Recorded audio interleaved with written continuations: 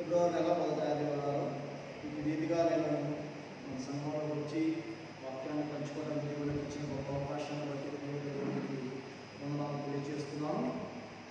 ఎందుకంటే ప్రతి నెల 4వ వారం వద్దామని నేను అనుకున్నాను. అని అనుకున్న రీతిలో ఈ వారం నేను ఉండడం వల్ల మళ్ళీ 4వ వారం రాలేదేమో అని ఈ వారాన్ని నేను వాక్యం పంచుకోవడానికి ఆశపడ్డాను. నేను ఎక్కువగా చెప్పను కానీ అర్థం చేసుకున్న ప్రయత్నం చేయండి. ఎందుకంటే కొంచెం లోతుగా చెప్తారేమో అని అనుకుంటాను. కానీ చెప్పిన దాన్ని కొంచెం అర్థం చేసుకునే ప్రయత్నం చేయండి. ఎందుకంటే మన ఆత్మీయ జీవితానికి ఇది ఎంతగానో ఉపయోగపడుతుందని నా ఉద్దేశంతో చాలా ప్రిపేర్ అయ్యాను. యాక్చువల్గా నేను వచ్చిన రోజు నేను ప్రిపేర్ అవ్వలేదు. మన అమ్మన్నది అలాగే వచ్చావు కదా 1వ ఆదివారం నుంచి చెప్పి వాక్యం అంటే అమ్మ నేను ప్రిపేర్ అవ్వలేదని చెప్పామన్నా. లేదు చెప్పామన్నది. ప్రార్థన చేసుకున్నాను 2 రోజులు. ప్రార్థన చేసిన తర్వాత చాలా అంశాలు, ఎందుకంటే గతించిన సమయంలో నేను కొన్ని ఎపిసోడ్ చెప్పిన తర్వాత మళ్ళీ చెప్తానని అన్నాను కానీ ఆ ఎపిసోడ్ కంప్లీట్ చేయలేదు. కానీ ఈ వారం నేను ప్రత్యేకమైన టాపిక్ నేను కూర్చున్నాను. దాంట్లోకి వెళ్ళే ముందు చిన్న ఉపమానం నేను చెప్పి ఆరంభిస్తాను.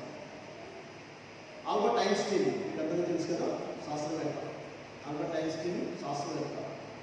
ఆయన నోబెల్ గ్రహీత కూడా. ఆయన రోజు ట్రైన్లో ప్రయాణం చేస్తున్నారు. ట్రైన్లో ప్రయాణం చేస్తూ ఉండగా టీసీ వచ్చాడంట ఆయన దగ్గరికి.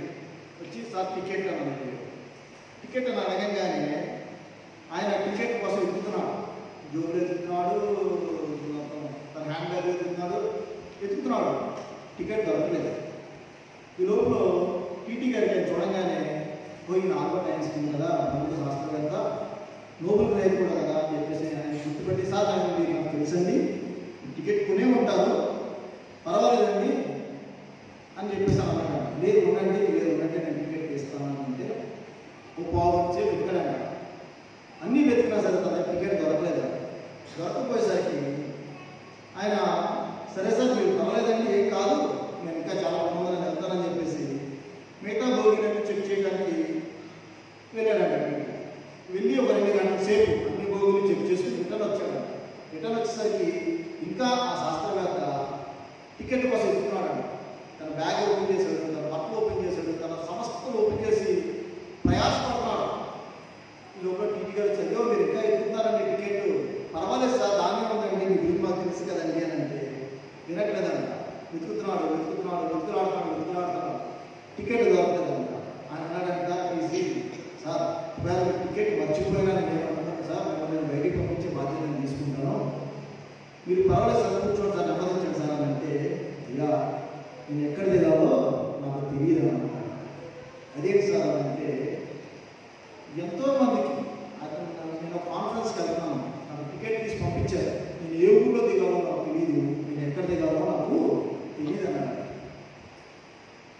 ఇది ఎందుకు ఈ మాట చెప్తున్నానంటే చాలామంది గొప్పవారు ఉన్నారు, ధనికులు ఉన్నారు, లేకపోతే సమాజంలో పేరు పలుకుడిగిన వారు మొత్తం ఉన్నారు. కానీ వారి గమ్యం వాళ్ళకి తెలియదు. క్రైస్తవులకు ఒకరికి మాత్రమే వారి గమ్యం తెలుస్తారు. క్రీస్తుని నమ్మిన ప్రతి బిడ్డకి కూడా తన మరణం తర్వాత తన గమ్యం ఏంటంటే ఒక క్రైస్తవులకు మాత్రమే తెలుస్తుంది, అన్యులకు ఎవరికి తెలియదు. ఎందుకంటే మన ఆత్మ పరమకు చేరిపోతారని అనుకుంటారు తప్ప పరమ ఎక్కడుందో ఎలా ఉంటుందో ఎవరికి తెలియదు. నేను ఎందుకు ఈ మాట చెప్తున్నానంటే మన సిద్ధపాటు ఎలా ఉండాలి అంటే మనము మన యొక్క రక్షణ జీవితాన్ని మనం ఎలా సరిదిద్దుకోవాలి, మన రక్షణలో మనం ఎలా ఎదగాలి, అనుదినము దేవుల్లో మనం ఎలా బలపడాలి అనే దాని గురించి నేను మాట్లాడాలని ఆశపడుతున్నాను. తన జీవితాన్ని మరణం తర్వాత మనకు ఒక నమ్మిక ఉంటుంది, నిరీక్షణ మీద ఎదురు వరకు పడగలి అన్నటువంటి దేవుడు. ఎందుకంటే మనకు నిరీక్షణ ఉంది. మన నిరీక్షణ ఏంటి? మనము పరదేశికి వెళ్తాం, మనం మరణించిన తర్వాత మనం పరదేశికి వెళ్తాం, పరదేశించి 7 మహావిధులకు వెళ్తాం, 7 పరిపాలనలకు వెళ్తాం, తర్వాత పరలోకంలోకి వెళ్తాం. మనకు ప్రణాళిక, ఒక నిరీక్షణ ఉంది కాబట్టి మనం ధైర్యంగా ఉండగలుగుతాం. అన్యులకి అది ఉండదు, ఎక్కడికి వెళ్తారో తెలియదు. ఈ లోకంలో ఉన్నంత వరకే మన జీవితం, కష్టమైన, అసుఖమైన, ఇబ్బందిమైన, బాధైన ఏదైనా సరే మన తర్వాత తన గమ్యం ఏంటో తన ఎక్కడికి వెళ్తారో ఎవరికి తెలియదు. ఒక క్రైస్తవులకు మాత్రమే తెలుసు. సో ఇది ఎక్కడ దొరుకుతుంది, ఇది ఎలా దొరుకుతుంది అని ప్రతి ఒక్కరు చాలామంది దీన్ని వెతుకులాడుతూ ఉంటారంట. పరిశుద్ధ గ్రంథం. ఇది నేనే మార్గము, సత్యము, జీవమునై ఉన్నాను.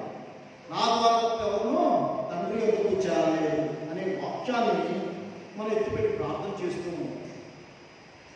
నేను ఎందుకు చెప్తున్నానంటే ఒక చిన్న ఉదాహరణ చెప్తున్నాను. శర్మ అనే ఒక వ్యక్తి ఒరిస్సా దేశంలో చాలా పేదవాడు, ఎవరు లేదు కానీ బాగా చదువుకున్నాడు.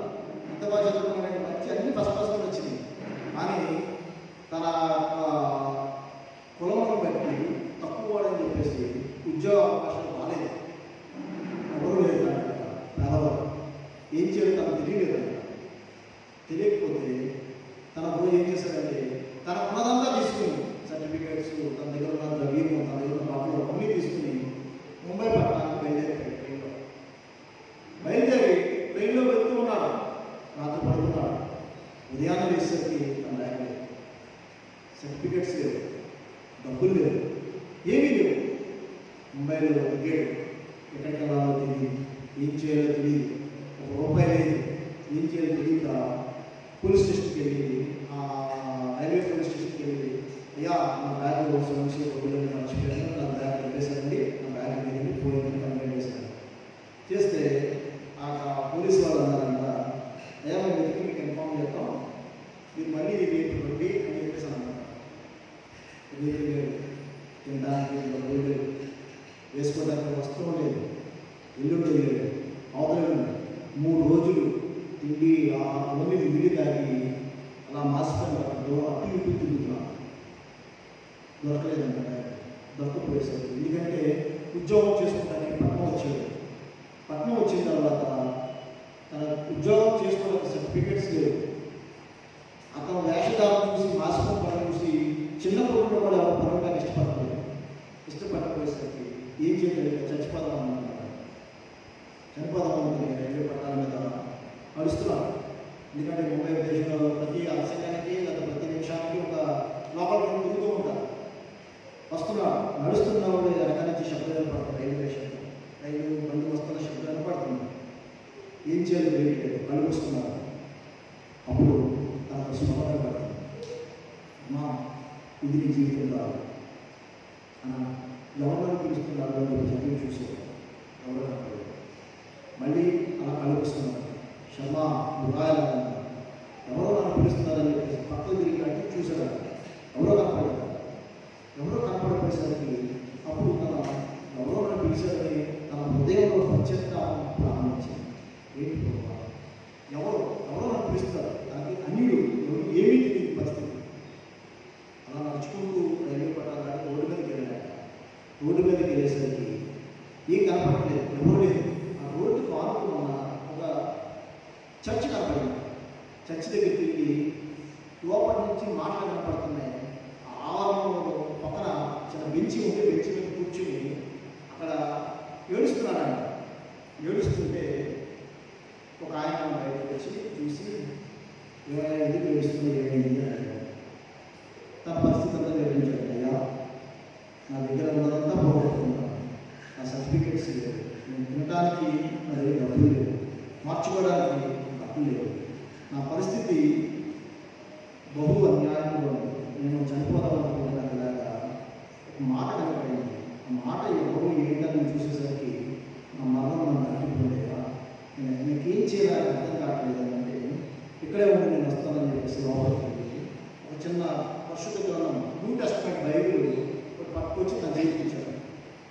చేతికి ఇచ్చి ఇది నీ చదువు, ఇది నేను చదివి దీంట్లో ఎవరైతే నేను పిలిచారో అసలైన యేసుక్రీస్తు వారితో మాట్లాడటం జరిగింది. ఒకసారి బైబిల్ చదవని చెప్పేసి న్యూ టెస్టమెంట్ ఇస్తే ఆ చర్చి బయట ఆ లైట్ కింద కూర్చుని రాత్రంతా చదువుతూ ఉన్నాడంట, పగలంతా చదువుతూ ఉన్నాడంట. మళ్ళీ 2 రోజులు అక్కడే కూర్చుని మొత్తం కొత్త నిబంధన అంతా పూర్తి చేశాడు. పూర్తి చేసిన తర్వాత మాస్టర్ గారి దగ్గరికి వెళ్ళి అయ్యా నేను రక్షణ పొందాలనుకుంటున్నాను అని అంటే 3వ దినాన్ని బాప్టిజం ఇవ్వడానికి తీసుకెళ్ళి అదే చర్చిలో పక్కన ట్యాంక్లో నుంచి బాప్టిజం ఇచ్చారు. ఒకే జత అయ్యే బట్టలు, తడిసిపోయిన బట్టలు బాప్టిజం తీసుకుని ఎండలో ఉంచున్నాడు. బట్టలు ఆడడానికి సుమారు 3 గంటలు పడుతున్నాడు. మొత్తం బట్టలన్నీ ఆరిపోయిన తర్వాత ఏం చేయాలో తిరిగి అలా చూస్తుంటే ఎదురుగా టీ షాప్ కనపడుతున్నాను. సరే అక్కడి నుంచి నడుచుకుంటూ అక్కడికి వెళ్ళాడు, టీ షాప్ దగ్గర వెళ్ళాడు. టీ షాప్ దగ్గరికి వెళ్ళేసరికి టీ షాప్ దగ్గర కుర్రోళ్ళు ఉన్నారు, మాట్లాడుకుంటున్నారు. ఏమో మాట్లాడుకుంటున్నారు, ఇవాళ ఇంటర్వ్యూ ఉంది, వాళ్ళ చోటకి మనం వెళ్ళాలి, అందరూ ఇక్కడ వచ్చేస్తాం, ఎక్కడికి బయలుదేరాలి కదా, ఒకసారి అనుకోవాలంటే ఫ్రెండ్స్ అందరూ వస్తే బయలుదేరాలి మనకి అన్నారు. ఈయన అక్కడ పెట్టినా ఒక ఎవరొస్తూ చూసి ఏమైనా టీ తాగుతున్నాను అని చెప్పాడు. అవునండి తాగుతున్నాను. టీ ఒక బిస్కెట్ ఇచ్చాడట, టీ తాగాడు, బిస్కెట్ తిన్నాడు. అప్పటి వరకు ఎవరు ఆఫర్ చేయలేదు, ఒక చిన్నది కూడా.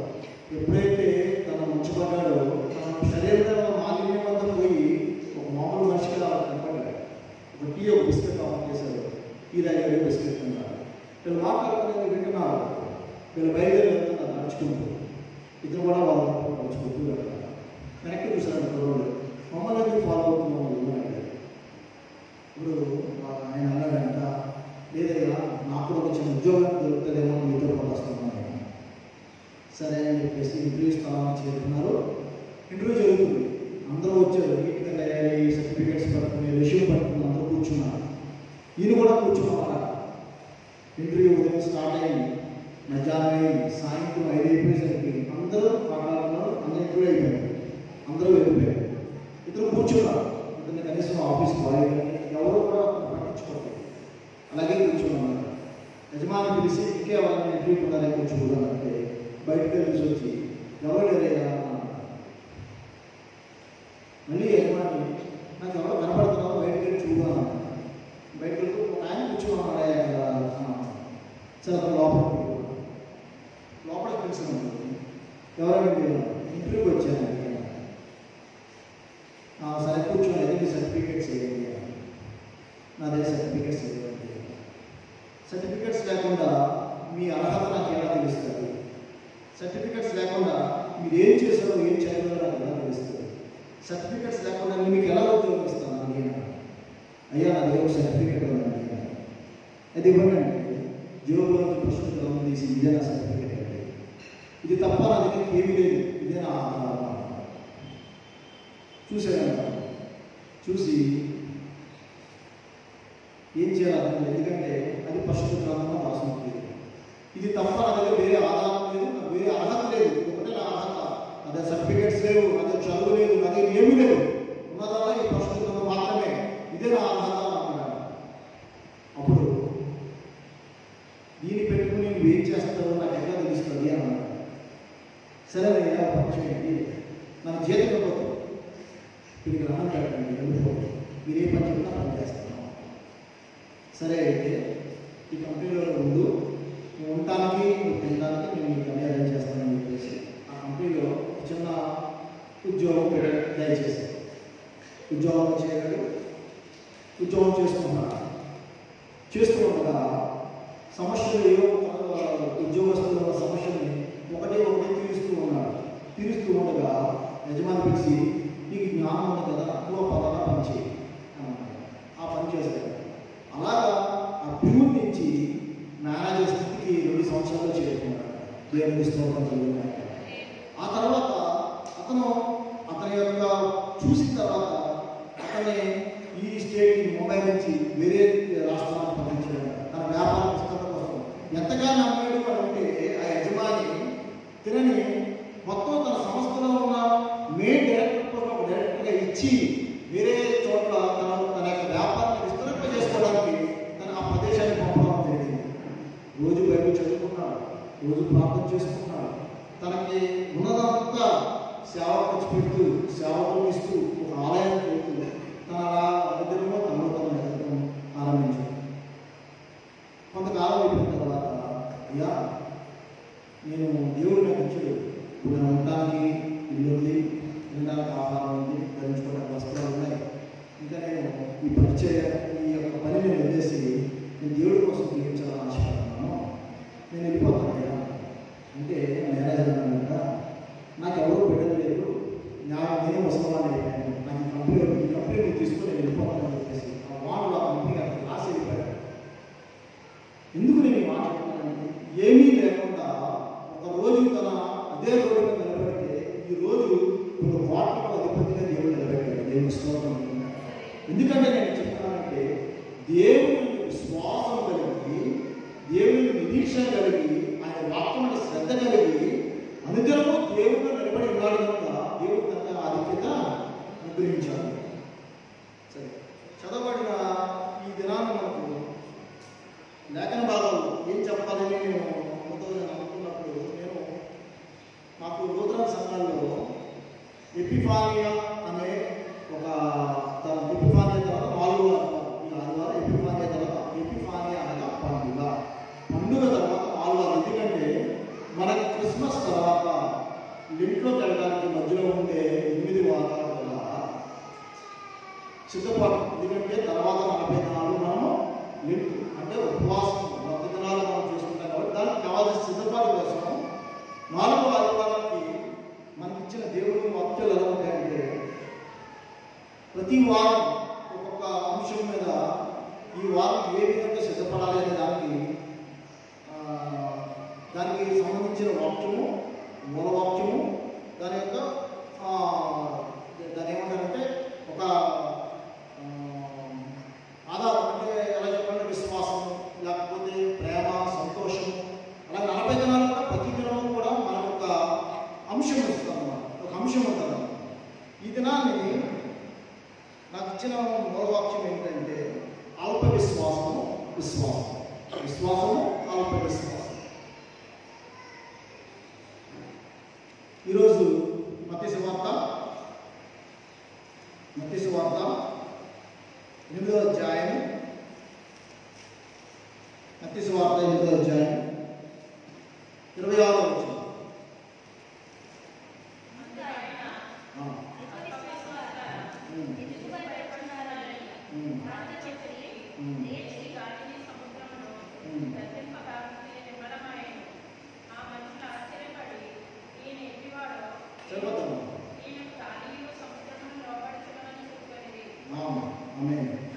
ఇక్కడ 8వ అధ్యాయం మత్తయి సువార్త 8వ అధ్యాయం 26వ వచనంలో అల్ప విశ్వాసులారా అని దేవుడు చెప్తా ఉన్నాడు. ఎవరితో ఉద్దేశించి మాట్లాడతాడు? ఈ మాటలో శిష్యులను ఉద్దేశించి మాట్లాడతాడు. అల్ప విశ్వాసులారా, ఎందుకంటే విశ్వాసం దేవుడి కుమారుడు వాళ్ళతో ఉండి కూడా దేవుడి యొక్క కుమారుడు ఆ ధోరణిలో ఉన్నప్పటికీ కూడా వాళ్ళు విశ్వాసం లేకుండా భయపడుతున్నారు. అల్ప విశ్వాసం అంటారు. దాని కింద వచనంలో మనం చూసినట్లయితే మనం ఏమో చూసామండి, ఆయన చదవాలి తర్వాత వచ్చింది 27వ వచనం. అది కాదన్న 26వ వచనం కింద భాగం. ఆ మనుషులు ఆశ్చర్యపడి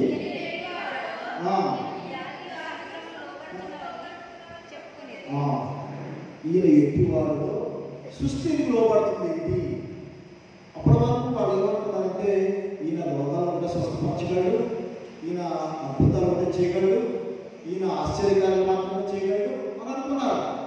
కానీ సృష్టి కూడా ఈయన ఎందుకు లోపడుతుంది? నిజంగా ఈయన దేవుని కుమారుడే అని ఎప్పుడైతే ఇక్కడ 2 విషయాలు మనం గమనించాలంటే, ఒకటి అల్ప విశ్వాసము, రెండోది ఆశ్చర్యం కలిగిన వారు. దేవుడు కోట్ చేస్తున్నాడు శిష్యులను బట్టి అల్ప విశ్వాసులారా, శిష్యులు కోట్ చేస్తున్నారు దేవుడు చూసి ఈయన ఆశ్చర్యకరుడు, ఈయన ఆలోచనకర్త, సృష్టి సమస్తము ఈయన్ని ఆజ్ఞకు లోబడుతుంది. ఈ మాటలు మనము బైబిల్లో చాలా చోట్ల మనము చూస్తూ ఉంటాం. సృష్టి దేవుడికి ఎందుకు లోబడుతుంది? మానవులైన మనము దేవుడికి ఎందుకు లోబడాలి? చాలా కీర్తన 89వ వచనం చూడండి. కీర్తన 89వ అధ్యాయం 9వ వచనం. సముద్రము పొంగు అణుచువాడు నీవే, దాని తరంగములు లేచినప్పుడు నీవు వాటిని అణుచు వేయుచున్నావు. సముద్రము అలలతో పొంగుతుంటే దేవుడి మాటతోటి దాని అలల్ని అణచివేస్తున్నాడు. ఎందుకంటే సముద్రం నెమ్మదిగా ఉండాలంటే సముద్రం నెమ్మదైపోతుంది. కానీ మనుషులు ఒక పని చేయొద్దంటే పని చేయడం మానలేదు. మానవుడికి దేవునికి ఉన్న ఎంతో అవినాభ సంబంధం మనం మాట గుర్తు చేసుకున్నట్లయితే ఆయన తన పోలిక చొప్పున మనుషులు చేసుకున్నాడు. ఎంతో ప్రేమ. ఇప్పుడు మన బిడ్డలు ఉన్నారు, మన బిడ్డల్ని మనం ఎంతో ప్రేమగా చూస్తూ ఉంటాం. మనం మన బిడ్డలు మాట వినలేదనుకోండి మన బాధ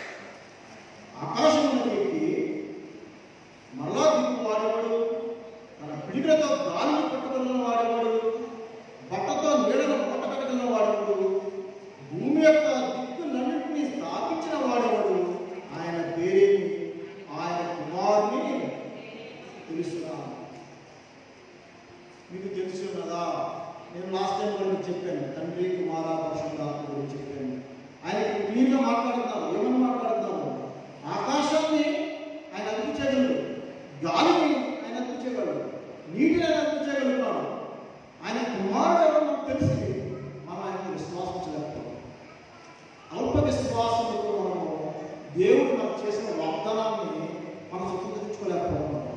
ఒక చిన్న ఉదాహరణ చెప్తా ఉంటాను. ఎవరన్నా ఒకరికి చిన్న సమస్య వచ్చిందనుకోండి, ఏం చేయాలి? ముందు పోతే డాక్టర్ దగ్గరికి వెళ్తారు. దేవుడి దగ్గర డాక్టర్ దగ్గరికి వెళ్తారు. డాక్టర్ దగ్గరికి వెళ్ళి, అయ్యా బాగాలేదు, మా అబ్బాయి బాగాలేదంటే చాలా బాధపడతారు. డాక్టర్ చెక్ చేస్తారు, అన్నీ చూస్తారు.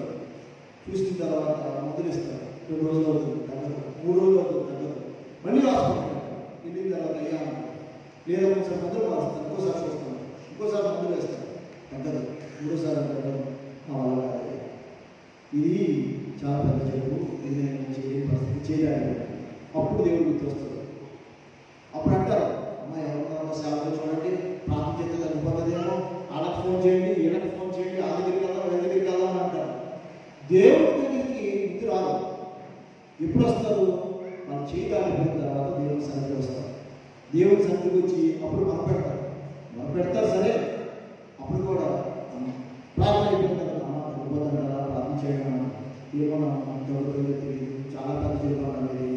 విశ్వాసంతో ప్రార్థన చేసే విశ్వాసం కూడా ఈ యొక్క బోధనకు కూడా వాళ్ళు చెప్పే మాటను బట్టి నిజంగానే మనం ప్రార్థన చేయాలని చూద్దాం అని అంటారు తప్ప 100% తగ్గిపోతుంది, నీకేమీ లేదు, భయం లేదు, వెళ్ళు అని చెప్పలేని పరిస్థితి. ఎందుకంటే విశ్వాసం లేకుండా ప్రార్థన చేసినా విశ్వాసం లేని ప్రార్థన విజయాన్ని చేకూర్చు.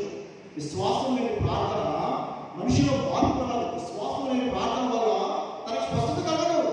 సంపూర్ణ విశ్వాసం కలిగి ఉన్నప్పుడే స్వస్థత వస్తుందంట. కీర్తన 65 చూడండి, ఆయన సముద్రమును చదవడం. కీర్తన 65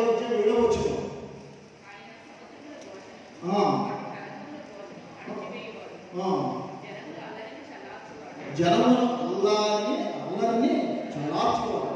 జనాలు ఎంత బాధపడినా, జనాలకి ఎంత ఇదైనా సరే ఆయన దాన్ని చల్లార్చడం సమర్థుడు. కానీ నమ్ములేని వాళ్ళైతే నమ్మడానికి సమస్తము సాధ్యమన్నాడు. సముద్రాన్ని ఆపులించగలిగిన వాడికి, గాలిని ఆపులించగలిగిన వాడికి దేవుడు మనుషులు ఎందుకు చేయలేదు? మనుషులు ఎందుకు స్వస్థపరచలేడు? మన విశ్వాసము ఎంతవరకు పరిమితమైనది? దేవుళ్ళు మరి ఎంతవరకు బలముగా వాడబడుతున్నాం? దేవుడిని మనం ఎంతగా నమ్ముతున్నాం? దేవుళ్ళో మనం ఎంతగా నిరీక్షణ కలుగుతున్నాం? అది ప్రాముఖ్యమైన సంగతి. ఎందుకంటే ఎప్పుడైతే మనం సంపూర్ణంగా దేవుడిని నమ్ముతామో, నమ్మినప్పుడు కార్యాలు చేస్తాం. నమ్మినప్పుడు నువ్వు అడిగిన దానికంటే ఊహించిన దానికి ఖచ్చితంగా మేలు దేవుడి జీవితాన్ని కలిగిస్తాడు. అట్టి విశ్వాసం మనలో ఉండాలి, అట్టి నిరీక్షణ మనలో ఉండాలి. ఆ నిరీక్షణ కోసం దేవుడు మనకిచ్చిన గొప్ప బహుమానం ఏంటంటే ఈ వాక్యాన్ని చదివి మనం ధైర్యం తెచ్చుకోవాలి. ఈ వాక్యంలో చాలా సందర్భాలు ఉంటాయి. మీరు గమనిస్తే ఈ పరిశుద్ధ గ్రంథంలో మేలు గురించి రాసున్నది, కీడు గురించి రాసున్నది, శ్రమ గురించి రాసున్నది, ఇబ్బంది గురించి రాసున్నది. కానీ ప్రతిదానికి పరిష్కారం కూడా దాంట్లోనే ఉంటుంది. క్వశ్చన్ దాంట్లో ఉంటుంది, ఆన్సర్ దాంట్లోనే ఉంటుంది. ఆ క్వశ్చన్ మనం చదివినప్పుడు దాని ఆన్సర్ కూడా, దాని యొక్క పరిష్కారం కూడా దేవుడు దాంట్లోనే ఉంచుతాడు. దాన్ని మనం గ్రహించాలి. అది గ్రహించినప్పుడే మన జీవితంలో మనం ఎట్టి రీతిగా ఈ సమస్య నుంచి మనం అధిగమించగలం, ఎట్టి రీతిగా ఈ సమస్యను మనం దాటుకోగలం అనేది ఈ పరిశుద్ధ గ్రంథంలోనే మనకి రాయబడినట్టుగా మనం చూస్తూ ఉంటాం. ఇక్కడ నహూము 1వ అధ్యాయము, నహూము రాసిన పత్రిక గ్రంథము 1వ అధ్యాయం 44వ వచనం చూస్తే, ఆయన సముద్రమును గర్భించి ఆరిపోజేయును, నదులన్నింటినీ ఆయన ఎండిపోజేయును, భాషలను కర్వేలను వారిపోవును, లెబానోను పుష్పము వారిపోవును. సముద్రముల కండులలో దేవుడు శాసించాడు. నదులను ఎండిపోగలవు, చెట్లు, ఎందుకంటే ఆయన మాట మాత్రం సరిగిస్తే చాలు సమస్తము సృష్టి ఇది చేయాలి. ఎందుకంటే ఆ రోజు ఎలీషా ప్రవక్త అక్కడ చేదు మొక్కలో చేదు నీళ్ళు వస్తున్నప్పుడు ఆయన ప్రార్థన చేసినప్పుడు అది మంచి నీళ్ళు కాదు. మోషే గారు బండను పడుతున్నప్పుడు బండలోకి నీళ్ళు వచ్చింది. దేవుడు ఎర్ర సముద్రాన్ని 2 పాయలుగా చేసినప్పుడు, ఎర్ర సముద్రం 2 పాయలు ఇశ్రాయేలు యువత నుంచి అవతలకి దాటలేదు. ఎందుకంటే దేవుడు చెప్తారే, అంతేగాని మోషే గారు కర్ర తీసి అలా కొడితే సముద్రం విడిపోలేదు. దేవుడు చెప్తే చేశాడు కనుక అది కార్యం చూడగలిగాడు. దేవుడు ఆ జనాన్ని మోషేతో మాట్లాడినందుకు దేవుడు అతని చెప్పిన విధానాన్ని తను అనుసరించాడు, దాన్ని అలవర్చుకున్నాడు, దాని ప్రకారం నడుచుకున్నాడు కనుక ఎన్నో అద్భుతాలు, ఎన్నో ఆశ్చర్య కార్యాలు ఆ దినాన్ని ఇశ్రాయేలీయులు చూడడం మనం గమనిస్తున్నాం. యోబు గ్రంథం 38 వచ్చిన ఉంటుంది. నువ్వు ఇంతవరకే కానీ దగ్గరకు రాకుండా ఇక్కడ నీ తెలంగాణలో నువ్వు అనుచువాడు నేనేం చెప్పినప్పుడు నువ్వు ఉంటివి అంటారు. యోబు గ్రంథంలో ఎన్నో ఎన్నో ఉపమానాలు ఉంటాయి. యోబు గారికి వచ్చిన సమస్య, యోబు గారికి వచ్చిన కరువు, యోబు గారికి వచ్చిన ఆ పుత్రశోకం, యోబు గారు ఎంతో నీతిమంతుడు. ఎప్పుడైతే మనం విశ్వాసంలో ఎదుగుతామో, ఎప్పుడైతే మన విశ్వాసంలో బలంగా ఉంటామో, ఎప్పుడైతే మన విశ్వాసంలో దృఢంగా ఉంటామో సాతాను అప్పుడే దాడి చేయడం ప్రారంభిస్తాడంట. ఎందుకంటే విశ్వాసం దారులు పట్టుకున్నప్పుడు సాతాను అంట రకరకాల బాణాలు మన మీదకి వేస్తాడు. అవిశ్వాసం అనే బాణం, అల్ప విశ్వాసం అనే బాణం, లేకపోతే దాన్ని ఏమంటారంటే మనకి సహనం కోల్పోయే పరిస్థితి. రోజు ప్రార్థన చేస్తానండి కానీ నాకు కార్యం జరగట్లేదండి, రోజు నేను దేవుడి సన్నిధికి వెళ్తానండి కానీ నేను దాన్ని చూడలేకపోతున్నానండి, దేవుడు ఎందుకండి నా జీవితంలో చాలా కష్టాలు నాకే ఇచ్చాడండి, ప్రపంచంలో ఉన్న కష్టాలు రావడందంట మా యోగు గారి కంటే ఎక్కువ కష్టాలు నాకే వచ్చినాయండి అన్నది పాస్టర్ గారు. ఏమన్నా కష్టమే నాకు అప్పుడే పెన్షన్ రాలేదు. యోగు గారి కంటే కష్టం, ఆమె కష్టం ఏంటంటే ఆమె పెన్షన్ రాకపోవడం ఆమె కష్టపడుతుందంట. కానీ యోగు గారి జీవితంలో ఎంత కష్టపడ్డారో అనేది మనం ఇక్కడ చూడగలుగుతాం. ఇక్కడ ఒక విషయం మీకు కీర్తన గ్రంథము 104:33 చూసినట్లయితే, కీర్తన గ్రంథము 104:33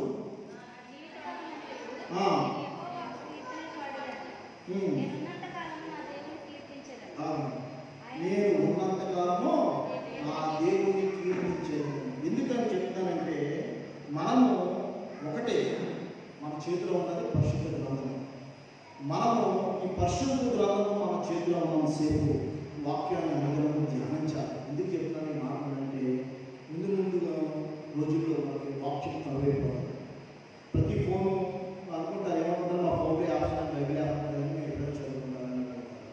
కానీ కొన్ని దినాలు పోయిన తర్వాత ఒకసారి అప్డేట్ చేస్తే ఆటోమేటిక్గా బైబిల్ యాప్స్ అన్ని బ్లాక్ అయిపోతాయి. పరిశుద్ధ గ్రంథాలు ఎవరైతే కార్యక్రమం ఇంటి నెలలో పెట్టుకుంటారో పరిశుద్ధ గ్రంథాన్ని కాల్చివేస్తారు. వాక్యం మనకు కరువైపోతుంది. అనుదినము మనకి అవకాశం ఉన్నప్పుడే ఈ వాక్యాన్ని సద్వినియోగం చేసుకోవాలి. ఈ వాక్యాన్ని మీ హృదయంలో ముద్రించుకోవాలి. ఈ వాక్యాన్ని మీ యొక్క హృదయంలో అనుదినము ధ్యానం చేసుకుని దీన్ని బట్టి పట్టాలి. మన దినాన్ని శారీరక ఇంటికి వచ్చినప్పుడు నేను తను చాలాసేపు మాట్లాడుకుంటూ వాక్యం గురించి 3 గంటల సేపు డిస్కస్ చేస్తున్నాం. 8 గంటలకు వచ్చాడు అన్నప్పుడు తిరుపతి అన్న ఎలా ఈ లోపు అన్న ఏం వాక్యం చెప్తామనుకుంటున్నాను లేదు తమ్ముడు మాట్లాడుతున్నప్పుడు మన ఇద్దరికి మధ్య డిస్కషన్ స్టార్ట్ అయ్యేది రాత్రి 11 అయిపోయింది. వాక్యం కోసం ఇద్దరు మాట్లాడుకుంటూ ఉన్నాం. కానీ దేవుడు మాకు ఇచ్చిన అవకాశంలో మాట్లాడుకోవడం కూడా మనం కొంత మనం నేర్చుకుంటాం. మన దగ్గర వాటిని నేర్చుకుంటాం. సంభాషించడం వలన దేవుడు మనకి కొత్త కొత్త ఆలోచనలు, కొత్త కొత్త తలంపులు, కొత్త కొత్త ఉద్దేశాలు మనకు అనుగ్రహిస్తూ ఉంటాడు. దాన్ని మనం గ్రహించగలగాలి. దాన్ని మనం ఎప్పుడైతే మన మనస్సును ఈ వాక్యాన్ని నిలిచి చదువుతామో, ఎప్పుడైతే వాక్యాన్ని మనం అర్థం చేసుకుంటామో, ఎప్పుడైతే ఈ వాక్యాన్ని మనం ధ్యానిస్తామో అది మన జీవితాల్లో అద్భుతాలు సృష్టిస్తాం. ఇందాక చెప్పిన రీతిగా ఆయన చేతిలో ఉన్న చిన్న పుస్తకమే బైబిల్ ఆయన జోలో పెట్టుకుని ఆయన ప్రయాణం మొదలు పెడితే ఈ దినాన్ని కోట్ల చదువుకుంటే కేవలం ఆయనకి ఆ బైబిల్ మీద విశ్వాసం, సంపూర్ణ విశ్వాసం. ఎలాగంటే ఇంటర్వ్యూకి వెళ్ళినప్పుడు మీ దగ్గర అర్హత అయితే నా దగ్గర పుస్తకం ఇదేనా అర్హత అన్నాడు. అంతేగాని సార్ నా దగ్గర డిగ్రీ సర్టిఫికేట్ పోయిందండి, సార్ నా దగ్గర ఇంటర్మీడియట్ సర్టిఫికేట్ లేదండి, సార్ నా దగ్గర ఇంజనీరింగ్ సర్టిఫికేట్ లేదండి అని చెప్పలేదు. నా దగ్గర ఉన్నది ఉద్యోగ సర్టిఫికేట్ బైబిల్ ఒకటేనండి, ఇదే నా అర్హత అన్నాను. దేవుని మీద ఆనుకుని ఆ అర్హతను చూపించినప్పుడు దేవుడు తను ఎంతగానో హెచ్చించడం మనం చూసాము. అదేవిధంగా కీర్తన గ్రంథంలో అదే కీర్తన 93:4 కీర్తన గ్రంథం 93:4 వచ్చింది.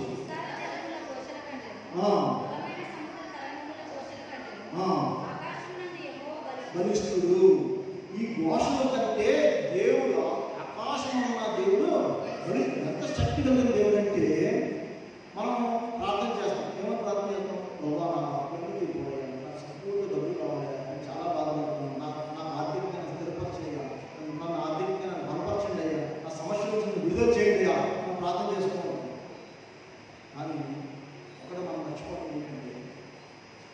నీ దేవుడు నా దేవుడు, శక్తి కలిగిన దేవుడు.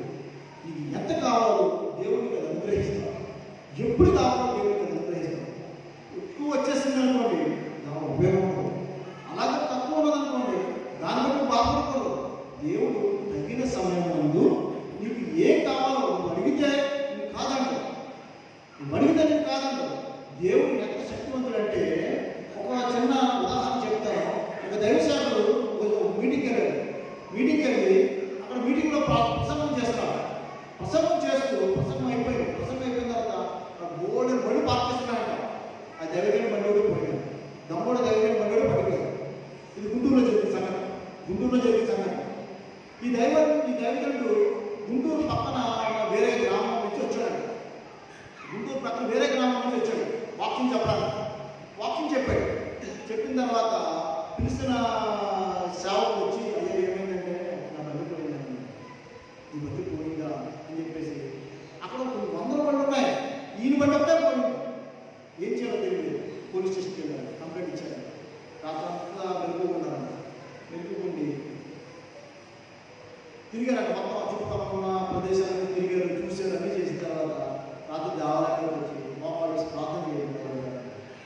ఈయన ఈ సేవ దైవజనుడిని వాక్యం చెప్పడానికి వాళ్ళు పిలిచాను. తను ఇక్కడికి వచ్చాడు, కానీ బండి పోగొట్టుకున్నాడు.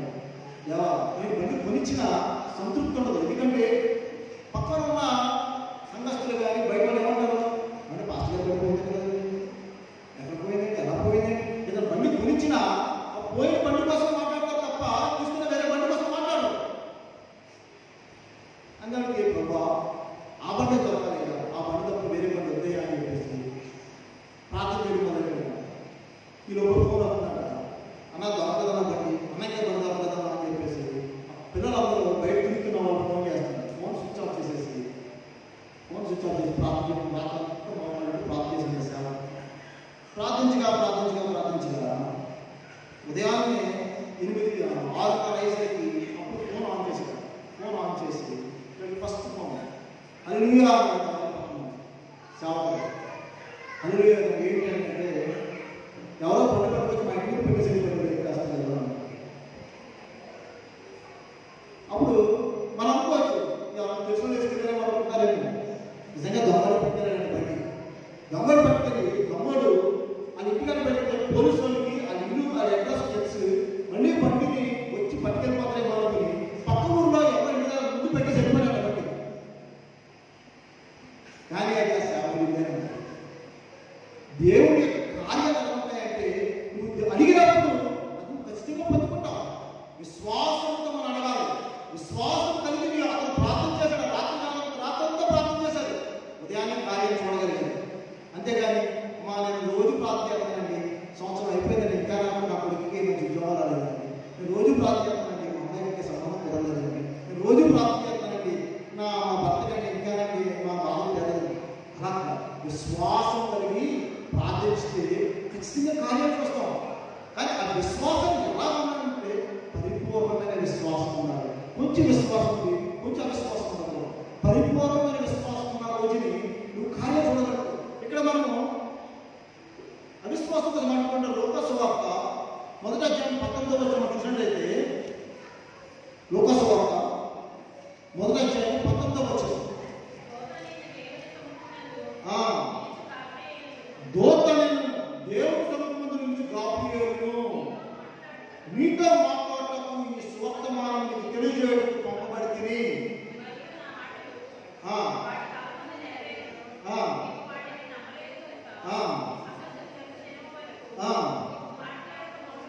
ఎవరండి నమ్మలేదు. దేవుని యొక్క దూత మాట నమ్మనందున నువ్వు మోగవాడి ఉంటావు. ఎప్పుడు వరకు మోగవాడి ఉంటావు? ఆ సంఘటన జరుగు వరకు మోగవాడిగా ఉంటావు అన్నాడు. దేవుడు మనకి ఏదైనా ఒక వాక్యం చెప్పడం, దేవుడు మనకు ఒక వాగ్దానం చేసినప్పుడు అది మనం నమ్మాలి.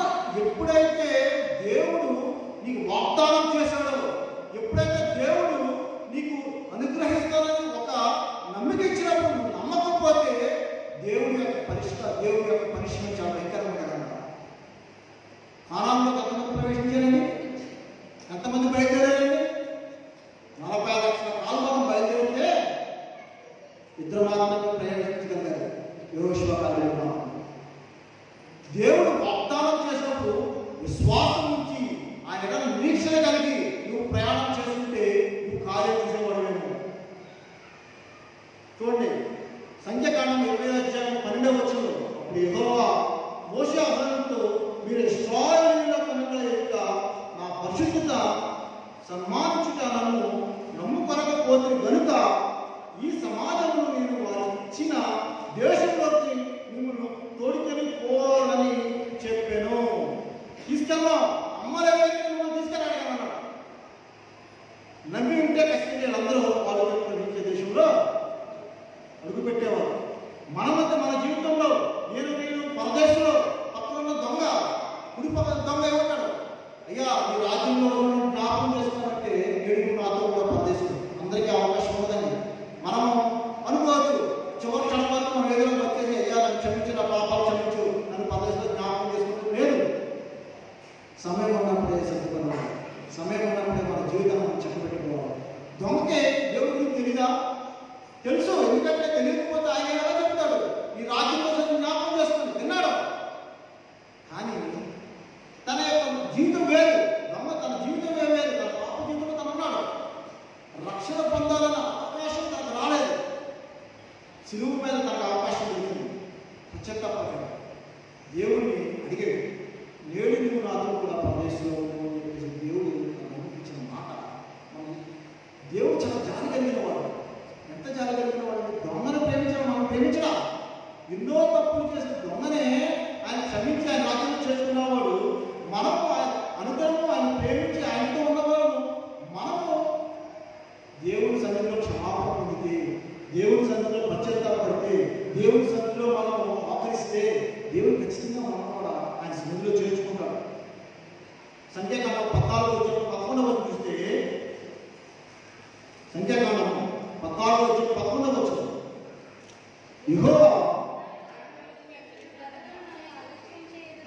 ఎన్నాళ్ళ వరకు ఈ ప్రజలు నన్ను అలక్ష్యము చేయదు, ఎన్నాళ్ళ వరకు నేను వారి మధ్య సూచక్రియలు చూచి నన్ను నమ్మలేదు. దేవుడు ఎన్ని సూచక్రియలు చేసినప్పటికీ, దేవుడు ఎన్ని అద్భుత కార్యాలు చేసినప్పటికీ, దేవుడు నీళ్ళ ద్రాక్షరసంగా మార్చాడు, దేవుడు కుష్ఠరోగులను స్వస్థపరిచాడు, దేవుడు గుడ్డివారిని నడిపించాడు, దేవుడు గుడ్డివారికి కనులు దయచేశాడు. అయినప్పటికీ ఎన్ని కార్యాలు చూసినా సామాన్యుడు చేయగలడండి. మన సామాన్యుడు స్వస్థపడమ్మా నీ కళ్ళు రావడం వస్తే దేవుడి కుమారుడు ఆయన భూమి మీదకి వచ్చి మన కోసం ఆయన పాపం, మన పాపం కోసం ఆయన ఇక్కడికి వచ్చి మనకు ఆయన పరిచయం చేస్తుంటే, ఇంత చేసినా దేవుడు మనం నమ్మలేని పరిస్థితిలో మనం ఎలా ఉన్నాం చూడండి. యోహాను సువార్త 5:38 ఉంటుంది. ఆయన ఎవరిని పంపానో ఆయనను మీరు నమ్మలేదు కనుక మీరు ఆయన వాక్యము నిలిచి ఉండలేదు.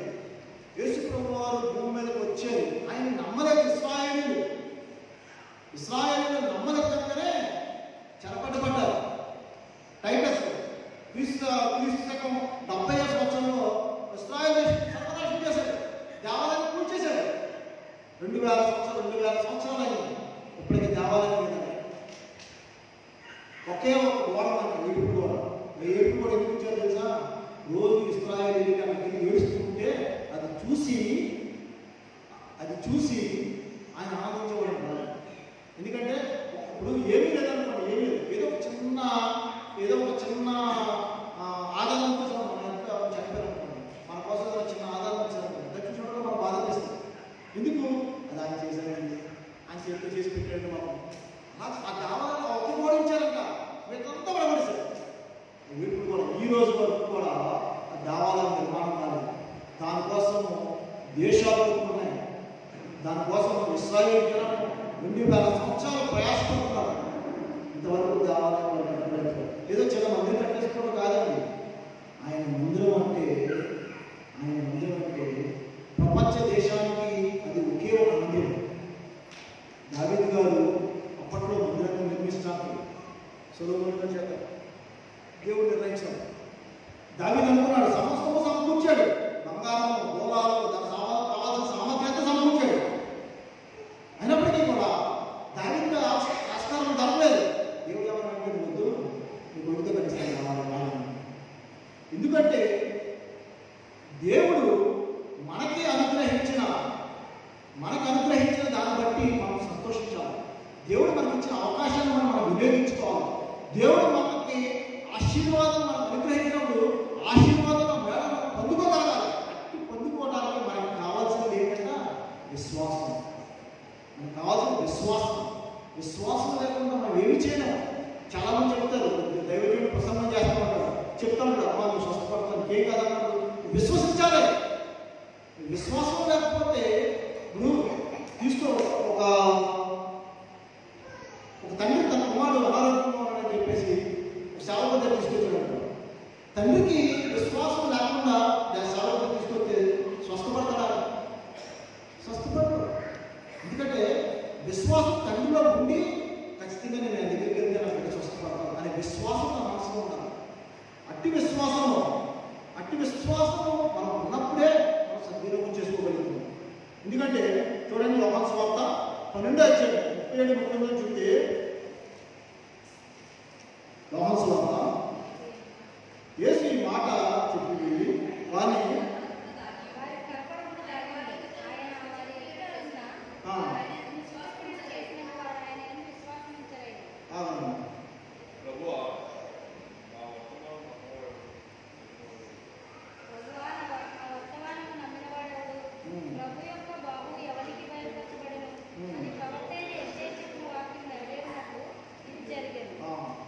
ఇప్పుడు ఇంత చేస్తాం కదా, ఎవరు నమ్ముతున్నారు? అనుదినము ఆయన సమాజంలో తిరుగుతున్నాడు, అనుదినము ప్రజల్లో తిరుగుతున్నాడు, అనుదినము స్వస్థత కార్యం చేస్తున్నాడు. పెద్ద సభ పెడతారు.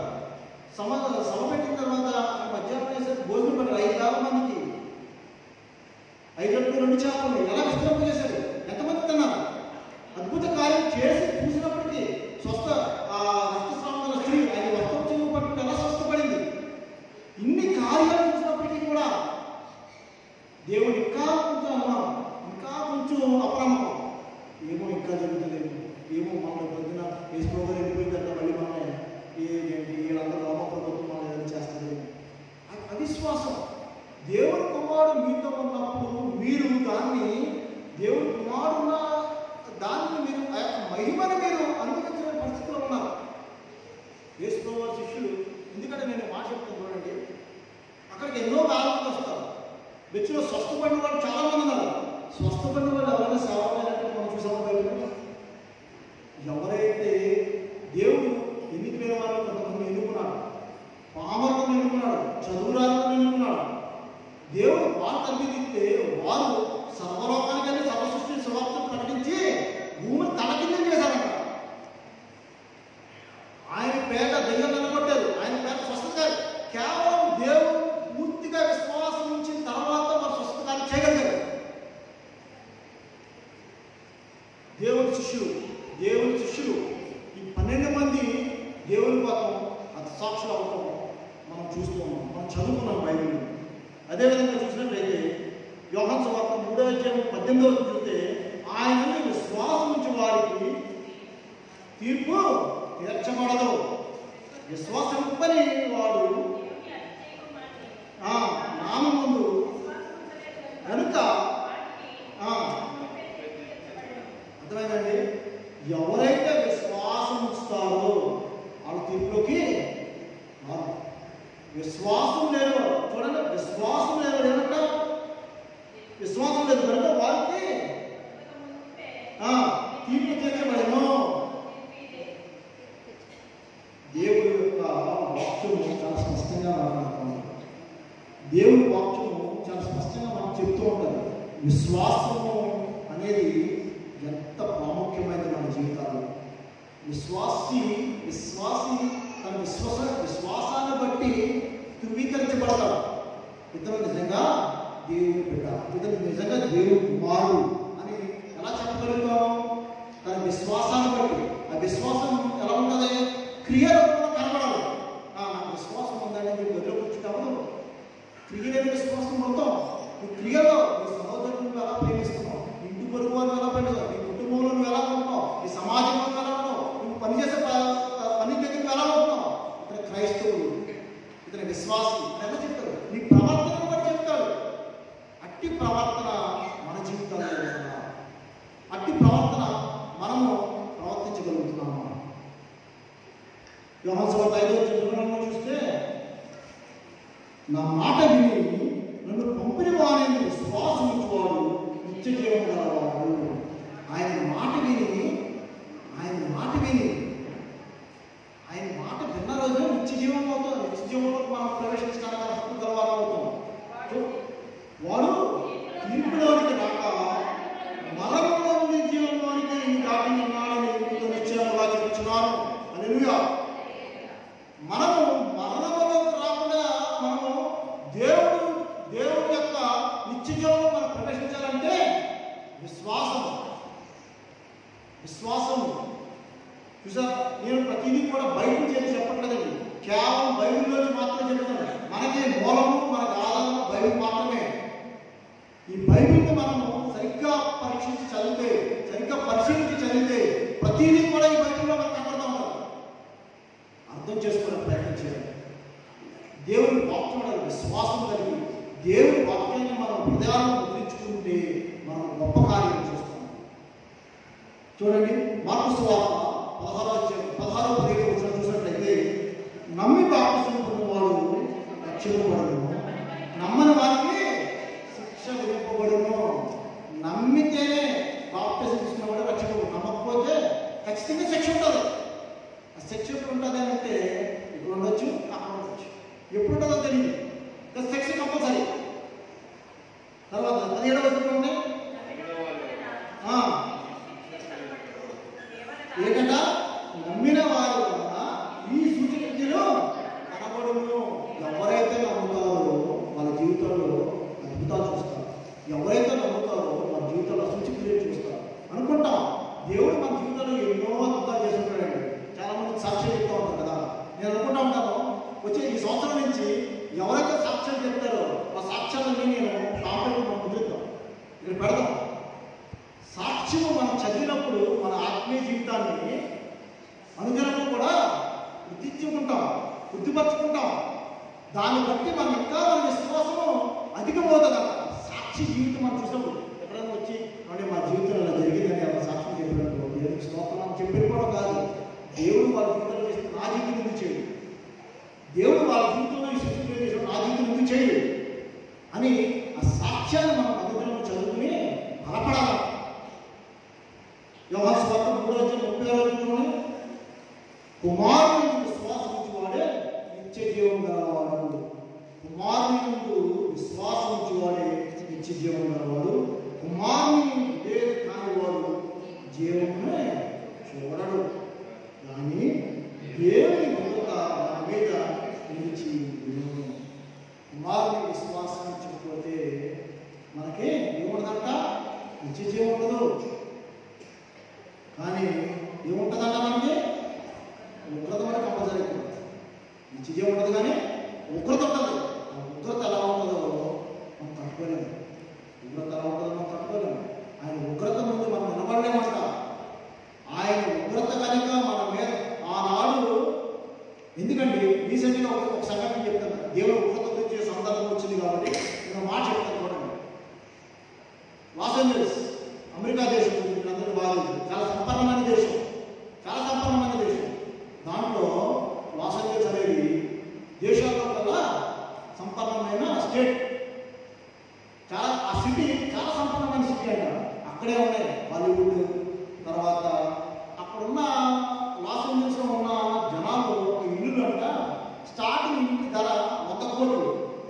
ఒక ఇంటి ధర 100 కోట్లు స్టార్టింగ్. చివరికంట లాస్ట్ ఇంటి ధర 10,000 కోట్లు. ఒక ఇంటి విలువ 10,000 కోట్లు. స్టార్టింగ్ 100 కోట్ల నుంచి 10,000 కోట్లు ఉన్న ఇల్లులు, కారులు, భవనాలు కలిగిన వారు మాత్రమే ఉంటారు లాస్ ఏంజల్స్ ప్రదేశంలో. ఆ ప్రదేశంలో ఒకరోజు, అంటే రీసెంట్గానే ఒకరోజు ఒక కాన్ఫరెన్స్ జరిగింది. కాన్ఫరెన్స్ జరుగుతున్నప్పుడు అక్కడ ఉన్న హోస్ట్ మాట్లాడుతున్నారు. ఇంతమంది ధనికులు, ఇంతమంది గొప్పవారు, డైరెక్టర్లు, సినిమా డైరెక్టర్లు, మోడల్స్, వ్యాపారవేత్తలు ఎంతోమంది పార్టిసిపేట్ చేశారంట కాన్ఫరెన్స్లో.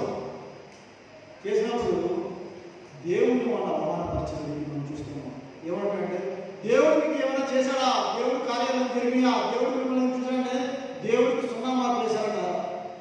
దేవుడికి 0 మార్కులు వేశారంట. వ్యాపారస్తులకి 10 మార్కులు, వేరే వాళ్ళకి ఇంకో 5 మార్కులు, ఇంకో 4 వేస్తారు. దేవుడి కార్యం చేసినందుకు 0 వేశాడు. దేవుడు క్రియేటర్ ఆఫ్ గాడ్ 0 అన్నారు. 48 గంటలు తిరగకుండానే దేశం మొత్తం 48 గంటలు అవ్వకుండానే దేశం మొత్తం సర్వనాశనం అయిపోయింది. స్టేట్ అంతా 40,000 ఎకరాలు ఉగ్గిపాలైంది. ఆస్తి నష్టం ఎంత తెలుసా? 13 లక్షల కోట్లు. ఆస్తి నష్టం 13 లక్షల కోట్లు. నిరాశలైపోయారు అందరూ. వారి ధనం బట్టి వెదవీగారు, అందరూ వారికున్న సంపదను బట్టి వెదవీగారు, అందరూ వారికున్న ఐశ్వర్యాన్ని బట్టి, వారికున్న ఘనతను బట్టి వెదవీగారు. వాళ్ళ నుంచి వీడియో నీడ లేకుండా చేతి ప్రాణం పట్టుకుని పొందిస్తారు. అయ్యో లోపల ఒక్కొక్క కారు 5 కోట్ల రూపాయలు, 10 కోట్ల రూపాయల కారు, బంగారం, లోకల్లో డాక్యుమెంట్స్ ఉండిపోయి, ఎన్నో ఉండిపోయి, సమస్తం తగలడిపోయి ఏమీ లేదు. నాకు అనిపించింది బైబిల్లో మనము లోతు గురించి చదువుకున్నాం కదా. ఆ యొక్క దేశమంతా అగ్నిగంధకాలు చూపించి మొత్తం నాకు చేశాడు. ఏమి మిగలేదు. దే సేమ్ సిచ్యువేషన్ వాళ్ళ లాస్ ఏంజల్స్ జరిగింది. ఏమీ మిగలేదు. మొత్తం బూడిది తప్ప ఏమీ లేదు. దేశమంతా మొత్తం ఉన్నదంతా తుడిచివేయబడింది. అప్పుడు దైవజనులందరూ మాట్లాడుతున్నారు, దేవుడు పుత్రత 48 గంటలు ఎలా చదివిందో చూసారా? కేవలం దేవుడిని మాక్ చేశారు, దేవుణ్ణి పాయింట్ అవుట్ చేశారు. దేవుడు నువ్వు సున్నా అని చూపించారు. హేళనపరిచినారు. 48 గంటలు తిరగకుండానే దేశంలో చూపించారు. 40 మినిట్లు తిరగకుండానే ఎవరైతే తిరగించారో అందరూ నాశనం అయిపోయారు. ఆస్తి నష్టం జరిగింది. ఏమీ చేయలేని పరిస్థితి. నేను ఎందుకు ఈ మాట చెప్తున్నానంటే, దేవుడు ఆశ్చర్యకరుడు. ఇవ్వగలడు, తీసుకోగలడు. ఉగ్రత వచ్చిందా ఇలా ఉంటుంది. కృపన్నదా ఉండైన ఆశీర్వాదాలు జరుగుతుంది.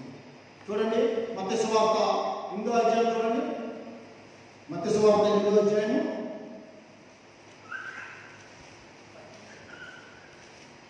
8వ వచనం 9, 13 వచనాలు. ఆ శతాధిపతి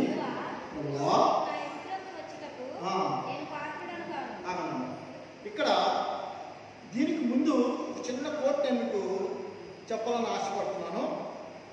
అల్ప విశ్వాసము, అవిశ్వాసము, అల్ప విశ్వాసము. మత్తయి సువార్త 8వ అధ్యాయం 26వ వచనం మనం ముందు చదువుకున్నాం కదా. మత్తయి సువార్త 8వ అధ్యాయం 26వ వచనం మనం చదువుకున్నాం. అదే మత్తయి సువార్త 14వ అధ్యాయం 24-30 చదవండి ఒకసారి.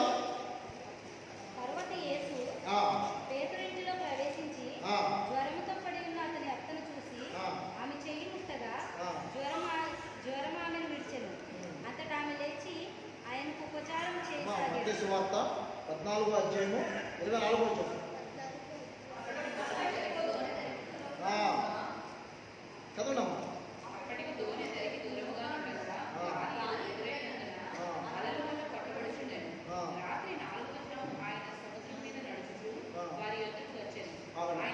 ఎవరు నడుస్తారంటే సముద్రం మీద? యేసు ప్రభువు. సముద్రం మీద ఎన్ని గంటలకే? తెల్లగట్ల 4 గంటలకే. నెక్స్ట్ చదవండి.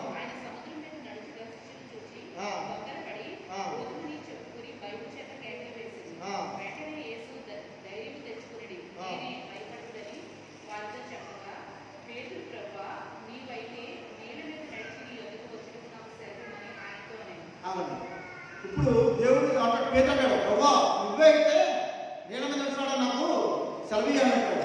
అయితే రా, నిజంగా నా మీద నమ్మకం ఉంచి ఆయన విశ్వాసంతో రా అని అంటాడు. చదవండి అమ్మ అక్కడ.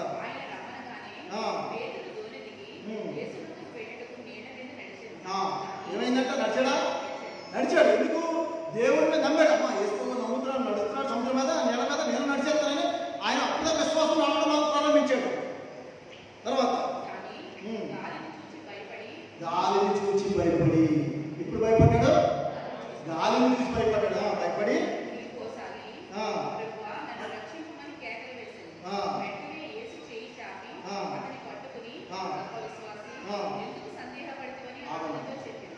అల్ప విశ్వాసి ఎందుకు సందేహపడుతుంది?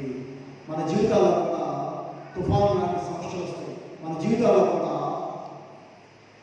ఏదో ఒక గాలి అలలాంటి పెద్ద ఉప్పెన, పెద్ద ప్రాబ్లం మన జీవితంలో వచ్చినప్పుడు అప్పుడు దాకా దేవుడితో విశ్వాసం కలుగుతాం. అప్పుడు దాకా దేవుడితో మనము ముడిపడి ఉంటాం. ఒక్కసారి ఆ సమస్య చూసరికి బెదిరిపోతాం. అప్పుడే పక్కన స్టార్ట్ అవుతాయి. అప్పుడే మునిగిపోవడం కూడా ప్రారంభమవుతుంది. అప్పుడు దేవుడు చేసి అల్ప విశ్వాసం. ఎందుకు అవిశ్వాసం? ఇప్పుడు దాకా విశ్వాసం నాలుగు, ఇప్పుడు ఆయన ఎక్కడ ఉన్నాడు, ధోనికి ఎక్కడ ఉంది, ఇక్కడి అక్కడ దాకా అడుగులతో ఎందుకు వెళ్ళిపోతాడు చివరి వరకు. అంటే మన జీవితంలో కూడా, మన క్రైస్తవ జీవితంలో, మన విశ్వాస జీవితంలో కూడా చివరి దాకా ఉంటాం. మొదట్లో ఉండదు, చివరిలో వచ్చిన ఉండదు. మొదట చాలా భక్తిగా ఉంటాం, మొదట చాలా విశ్వాసం ఉంటాం, మొదట దేవుడు చాలా బాగా ఉంటాం. చివరికి వెళ్ళేసరికి సమస్యలనే వలయం వస్తుంది, ఇబ్బందులనే వలయం వస్తుంది, శ్రమలనే వలయం వస్తుంది, లేకపోతే పురుగు వరకు ఏదో ఒక సమస్య వస్తుంది. చివరికి వచ్చేసరికి నాకు దేవుడు మన దేవుడే కదా అనుకుంటాం, ముడిగిపోతాం. అప్పుడు మళ్ళీ అంటే దేవుడా దేవా సహాయం చేయాలి. ఎందుకు నేను ఈ మాట చెప్తానంటే, మన విశ్వాసము ఎలా ఉండాలంటే, మొదటి విశ్వాసం ఎలా ఉన్నామో చివరి వరకు మన విశ్వాసం నిరీక్షణ అట్టి విశ్వాసం కలిగి ఉండాలి. చూడండి తర్వాత 17వ అధ్యాయం 17వ వచనం, అదే మత్తయి సువార్త 17వ అధ్యాయం 17వ వచనం చూస్తే ఒకసారి.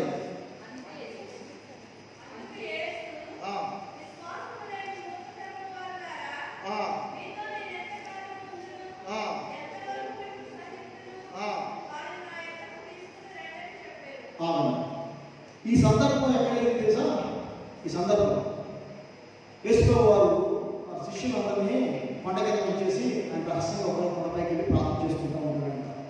ప్రార్థన చేస్తుంటే ఒక అతను పెద్ద కుమారుడు దిగిపడిందని చెప్పేసి తీసుకుని వస్తారంట. వచ్చిన తర్వాత ఆ పెద్ద ఆయన దగ్గరికి వెళ్తానండి, ఆయన శిష్యులు ఉన్నారు కదా ఇక్కడ, అండి నా కొడుకుకి దెయ్యం పట్టింది, కొంచెం దెయ్యం వదిలించి చాలా ఇబ్బంది పడ్డాడు, చాలా బాధపడుతున్నాడు, చాలా సమస్యలు, చాలా సఫర్ అవుతున్నాడు అని చెప్పేసానంటే చాలా ప్రయాసపడ్డారంట.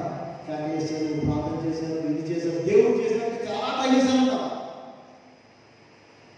ఎంత ట్రై చేసినా లేదంట. చాలాసేపు చేసినప్పుడు దేవుడు చూసి నెమ్మదిగా పైన దిగి వచ్చాడు. నెమ్మదిగా పైన దిగి వచ్చి చూసాడు ఏం జరుగుతుంది. ప్రభా మేము ఎంత ప్రయత్నించి దిగాను వెళ్ళగలుగుతామండి. చదవండి తర్వాత వచ్చింది చూడండి, 18వ వచ్చింది చూడండి.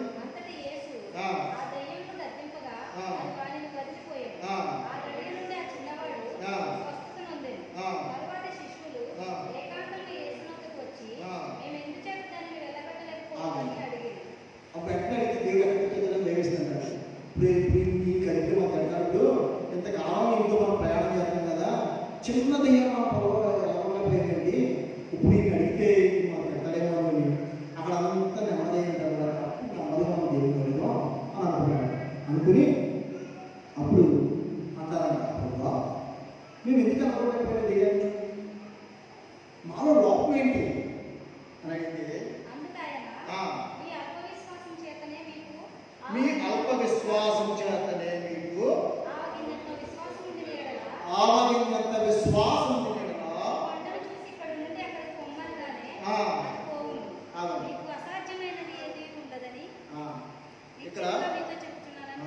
ఇక్కడ ఆవగింజ అన్నారు కదా. మన ఆవగింజ చాలా, మన ఆవకు పెద్దగా కానీ యెరూషలేము దేశంలో చూస్తే ఆవలు చాలా చిన్నగా ఉంటాయంట. మనకు కూడా చిన్న ఆవలు చూసారా మీరు? చిన్న ఆవలు ఉంటాయి, మనకు కనబడవు, చాలా చిన్నగా ఉంటుంది. దేవుడు ఇక్కడ ఏమంటున్నాడు? ఆవగింజంత విశ్వాసం. ఆవగింజ ఎలా ఉంటుందో తెలుసు కదండి, రౌండ్గా ఉంటుంది, 4 వైపులు సమానంగా ఉంటుంది. ఏదో ఒడ్ల గింజలాగా పొలం ఉండదో, లేకపోతే కమలపంలో గింజలాగానో ఇలాగే సూదిగా చూడ అలా ఉండదో, అది వేసిన గింజలాగా ఉండదు. ఆవగింజ రౌండ్గా ఉంటుంది, పరిపూర్ణంగా ఉంటుంది. రౌండ్ పూర్ణ సున్నా అంటాం కదా, పూర్ణం మనకి ఏంటి? ఈ కరెక్షన్ నుంచి అక్కడ కంప్లీట్గా కరెక్ట్ అయింది పూర్ణం అంటాం, అవునా కాదు? పూర్ణం రౌండ్, లోపల ఏముండదు. అనగా మనకి విశ్వాసం ఎలా ఉండాలంటే పరిపూర్ణంగా ఉండాలంట. ఏదో కొంచెం విశ్వాసం కొంచెం విశ్వాసం ఉంటే అది కార్యం చూడలేదు, కొంచెం విశ్వాసం ఉంటే కొంచెం వేరే మళ్ళీ అప్రమత్తంగా మనం కార్యం చూడలేదు. అందుకనే ఇక్కడ నేను మీకు ఒక మాట చెప్పాలని ఆశపడుతున్నాను. చూడండి, జార్జ్ ముల్లర్ అనే ఒక మిషనరీ ఉన్నాడు. జార్జ్ ముల్లర్ ఆయన రోజు ఓడలో ప్రయాణం చేస్తున్నారు. ఓడలో ప్రయాణం చేస్తూ ప్రయాణం వెళ్తూ ఉన్నారు. ప్రయాణం వెళ్తూ ఉండగా కెప్టెన్ దగ్గరికి వెళ్ళాడు. అప్పటికే 8 నేను ఆ దేశానికి వెళ్ళి సువార్త ప్రకటించాలి, ఆ వెళ్ళాలని చెప్పేసి క్యాప్టెన్ దగ్గరికి వెళ్ళి, అయ్యా ఇప్పటికే మనం వచ్చి 3 రోజులు అయిపోయింది, ఇంకా చూస్తే కొంత దూరం కూడా రాలేదు, నేనేమో పలానా చోటకి 8వ తారీఖున ఉదయం 10 గంటలకల్లా నేను ఆ దేశంలో ఉండాలనుకున్నాను. అప్పుడు క్యాప్టెన్ అన్నాడంట, అయ్యా ఎలా చూడండి మొత్తం అంతా ఐస్తో కప్పబడుతుంది సముద్రం అంతా, ఈ ఓడ జరగట్లేదు అందరికీ, నేనేం చేయలేను. నాకేం చేస్తావో తెలీదు, నేను 8వ తారీఖు కరెక్ట్గా 10వ తారీఖున ఉదయం ఉండాలన్నాను. ఇంకా ఈ నావకంటే ఇన్ని ముగ్గులు మాట్లాడుతున్నాడు, అదేమో ఎంత చూస్తేనేమో పెద్ద ఐస్ బర్గ్ ఉంది, ఐస్ కరగట్లేదు, వాడ పెద్ద జరగట్లేదు, నేనేం చేయను. ఈయనేమో కరెక్ట్గా అదే రోజు ఆ సమయాన్ని నాకు తెంపమంటాడేంటి, అది ఎలా సాధ్యం అవుతుందండి? చూడండి, నేనేమన్నా పోలం కదా, నా షిప్ పోవడం పాడైపోయిందనుకుంటారా, బాగానే ఉంది, కానీ నాకు మార్గం సరళం లేదు, నేను వెళ్ళలేను. అయితే ప్రార్థన చేద్దాం, ప్రార్థన చేద్దామంటే తోలాలి షిప్ తోలాలి చూసుకుంటుంటే ప్రార్థన చేద్దామంటే ఏంటి అని చెప్పేసి మనం కూడా అంతే, ఏమైనా సమయం రండి మనం ప్రార్థన చేద్దాం, ఈ దగ్గరికి వచ్చి ప్రార్థన కదండి ఇంటికి వెళ్ళాలని బాగున్నాను. అయినప్పటికీ ఆ షిప్ కెప్టెన్ కూడా క్రైస్తవుల గురించి సరైన పదవి ప్రార్థించాలని చెప్పేసి ఇద్దరు కలిసి ప్రార్థన చేయడం, పలానా దినాన్ని వాక్యం చెప్పడానికి నా దేశానికి వెళ్ళాలి. నేను ఆ సమయాన్ని నాకు చేర్చాను, ఎంతోమంది విశ్వాసాలు కూడా సమకూర్చుకున్నాను. మీరు నాకు అనుమానాలు కానీ ప్రయాణమేమో అది మార్గం సరళం చేయడం ప్రార్థన చేశాను. ప్రార్థన చేసి ప్రారంభం అయిపోయింది. ఈ లోపల క్యాప్టెన్ నేను ప్రార్థన చేస్తాను, ఆయన కూడా ప్రార్థన చేయదు పని అయిపోయింది లేదా, నేను ప్రార్థన చేయదంటే దేవుడు మాడాలంటే ప్రార్థన సరళం పడగలన్నాను. బయటకు వ్యక్తి వేసుకుంటలేదు, సమస్తం కలిపి హల్లెలూయా, మొత్తం మార్గం సరళం అయిపోయిందంట. మార్గం సరళం అయ్యేసరికి అనుకున్న సమయాన్ని అనుకున్న దేవుడి కార్యాలు ఉంటాయంటే అద్భుతాలు, ఆయన కార్యము ఆశ్చర్య కార్యాలు, అంత పెద్ద ఐసు మొత్తం కలిగిపోయి సరళమైన మార్గంలో ప్రవేశించారు. అనుకున్న సమయాన్ని దేవుడు చేర్చేయగలరు. అట్టి విశ్వాసం ఆ రోజుల్లో మిషనరీలు కార్యాలు చెప్పి మనం ఎందుకు చూడలేకపోతాం, ఆ రోజుల్లో అపోస్తలుల కార్యాలను మనం ఎందుకు చేయలేకపోతాం. ఆ రోజుల్లో దేవుడు మిషనరీలు వేరే వేరే దేశాల నుంచి ఎంత స్వార్థ పరిచయం చేసి దేవుడి కొంత హస్తసాక్షులు అయిపోయిన వాళ్ళు చేయడంత సేవ ఎందుకు చేయలేకపోతాం. మనకి విశ్వాసం ఉంది. అంత దూరం తెలుసు ఎక్కడికన్నా వెళ్ళి అమ్మ పలానా చోటకి ప్రసంగం తెలియదు పరిచయం చేశాడమ్మా, నాకు ఉంటానికి తెలుసుకుంటుందో లేదు, అది మాకు భోజనం దొరుకుతుందో లేదు, అది ఎవరో మాకు తెలియదండి, కానీ తెలుసుకుని కూడా అవంతా చెప్పండి ఆ దగ్గర అక్కడికి మీటింగ్కి వెళ్దామండి. ఏమీ తెలియని దేశానికి అన్ని దేశానికి మిషనరీలు ఈ యొక్క ఆంధ్రప్రదేశ్లో వచ్చాయి. ఈ భారతదేశానికి హైందవ దేశానికి మిషనరీలు రావడం, వాళ్ళ బట్టి ఈ గ్రామం ఈ విధంగా ఉంది, వాళ్ళ బట్టి వాళ్ళ కరెంట్ ఉంది, వాళ్ళ బట్టి వాళ్ళ పుస్తకాలు ఉన్నాయి, వాళ్ళ బట్టి వాళ్ళ స్కూళ్ళు ఉన్నాయి, వాళ్ళ బట్టి వాళ్ళ మనకి ఇవన్నీ హాస్పిటల్స్ ఉన్నాయి. ఎక్కడి నుంచి వచ్చి ఇవన్నీ మనకి వారి త్యాగం, అక్కడి నుంచి దేవుడి కోసం వారు ప్రయాసపడి వారి దేశాన్ని వారి ఉన్నదంతా వదులుకుని వారి సంపద వదులుకుని వారు ఎన్ని వదులుకుని ఇక్కడికి వచ్చారు. ఇక్కడికి వచ్చి వారు పరిచయం చేయండి. ఎందుకు చెప్తున్నారంటే విశ్వాసం అనేది ఆయన ప్రార్థన చేశాడు, దేవుడు మాట అందించి వెళ్ళు, దేవుడు నాకు నా మాట జవాబు తెచ్చేసి వెళ్ళు అన్నాడు. ప్రయాణం బయటకు చూస్తే సమస్తం క్లియర్గా ఉంది. అట్టి విశ్వాసం. ఇంకొక అలాంటిదే హడ్సన్ టైలర్ ఒక దైవజనుడు, ఆయన కూడా వడలో ప్రయాణం చేస్తారు. వడలో ప్రయాణం చేస్తుంటే కరెక్ట్గా అప్పట్లో ఇంజిన్స్ లేవు, తెరచాపు వాళ్ళు పెద్ద పెద్ద వాళ్ళు కరెక్ట్గా ఆగిపోయినట్టు ఎక్కడ అయిపోయినట్ట అసలు రాళ్ళు ఉంటే అయిపోయింది. ఇటువైపు అన్ని రాళ్ళు ఉన్నాయి, ఇటువైపు దీవు, ఈ దీవులోకి అటువైపు వెళ్దామంటే అదంతా మనుషులు తినే ఆది మానవులు. ఇటువైపు వెళ్దామంటే రాళ్ళు వెనక లాగా షిప్ లాగలేదు. ఏం చేయాలో తెలియని పరిస్థితి. అందరూ ఈ దగ్గరికి వచ్చి నిజంగా దేవుడు చేయడం కదా, నేను హెల్ప్ చేస్తాను చెప్పేసి అయ్యా ఉన్న పరిస్థితి ఏం చేద్దామంటే ప్రార్థన చేయాలి. ప్రార్థన చేసి దేవుడు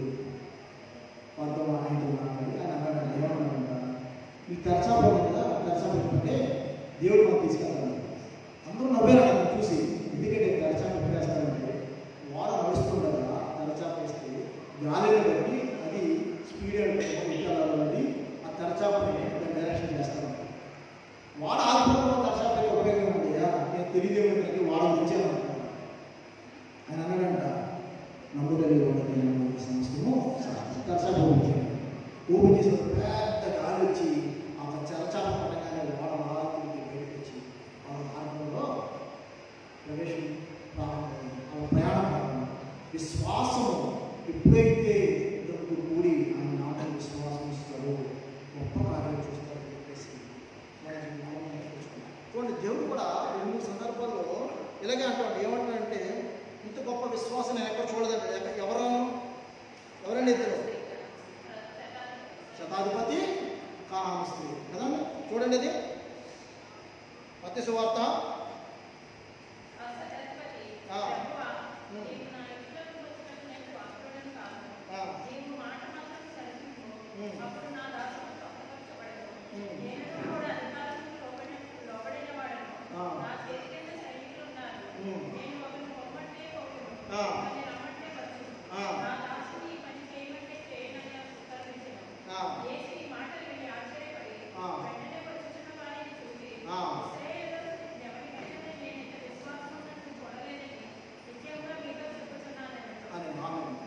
ఇక్కడ శతాధిపతి ఎవరండి?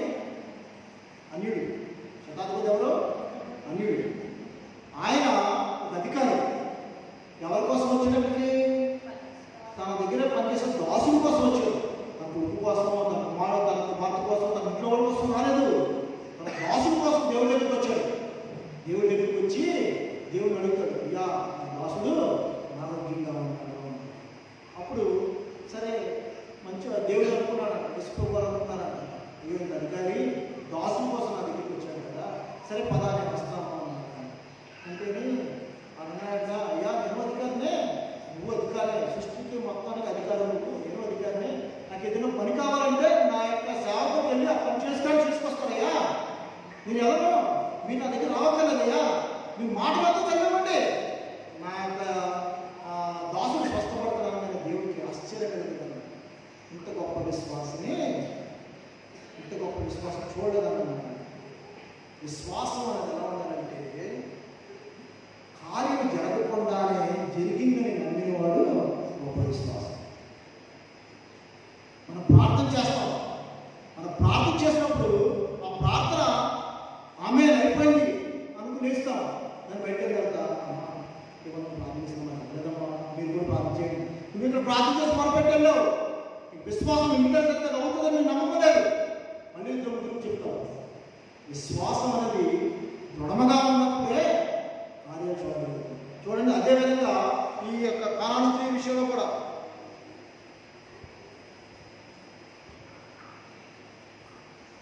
కానాను స్త్రీ చూసారా? అదే మత్తయి సువార్త 8వ అధ్యాయము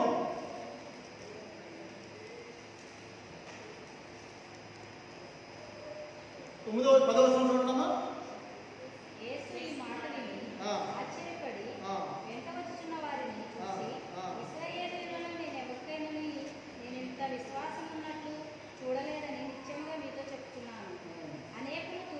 అది కాదు, 15వ అధ్యాయం 21 చూడండి.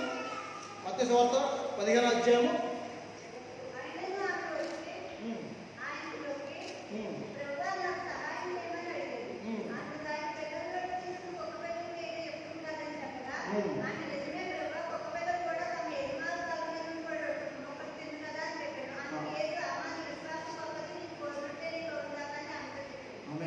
ఇక్కడ ఈ యొక్క స్త్రీ అడుగుతుంది.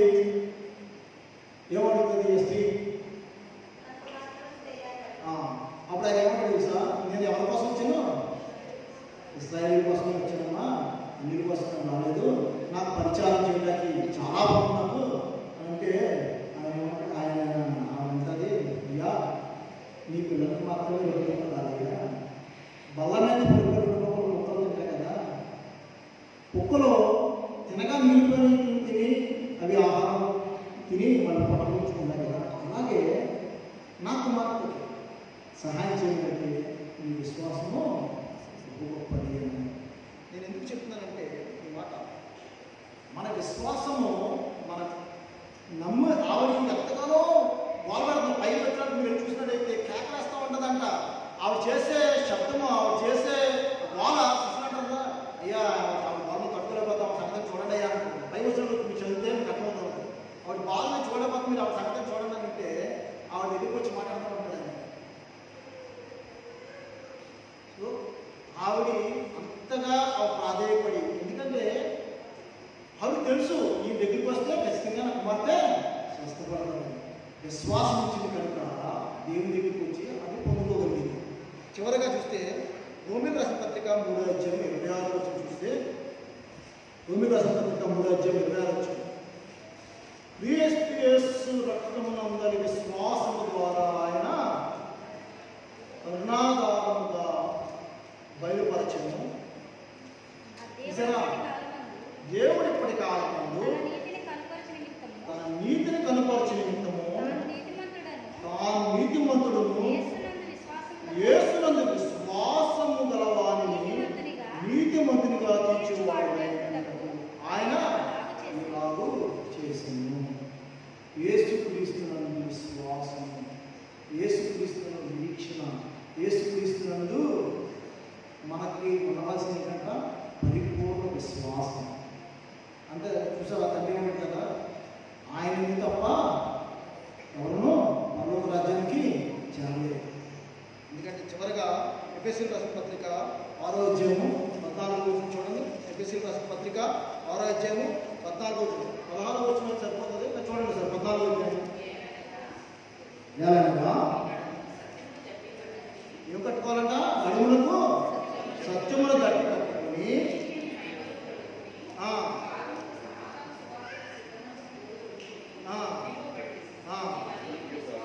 ఇవన్నీ